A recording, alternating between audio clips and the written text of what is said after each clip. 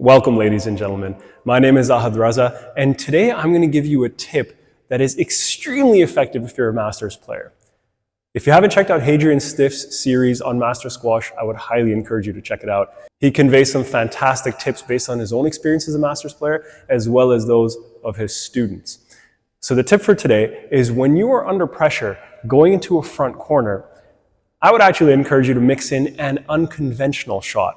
So let's say someone pins you into the front and you're in this position and you're forced to run through the ball a little bit. I would encourage you to actually play something interesting like a trickle boast.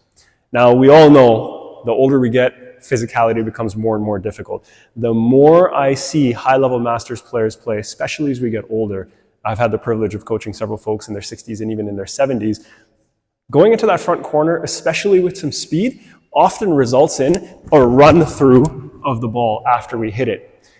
The challenge becomes that if we play a counter drop, which is what a lot of people do, we're now stuck on the ball. We've played the counter drop and then we're trying to get out of the way this way, and it's a guaranteed stroke if your opponent reaches that shot.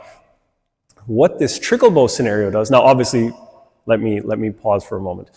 If you can hit a high quality lob out of there and you're forced to run through the ball, go for the lob.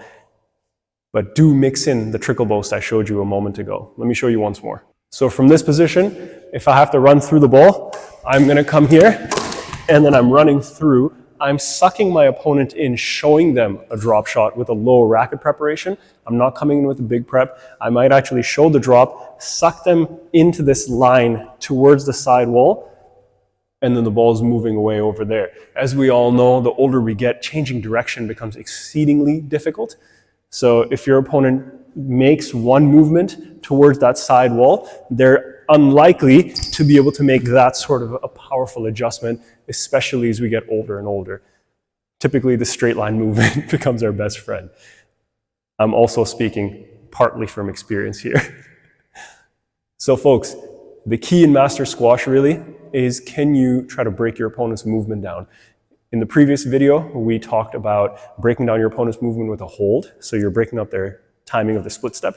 Today, we're talking about breaking up their movement by showing them one shot, hitting a different shot without a hold, but using a unique angle to suck them in one way. And what we're really trying to expose is the inability to change direction as effectively as, say, a top pro would or a high-level junior would.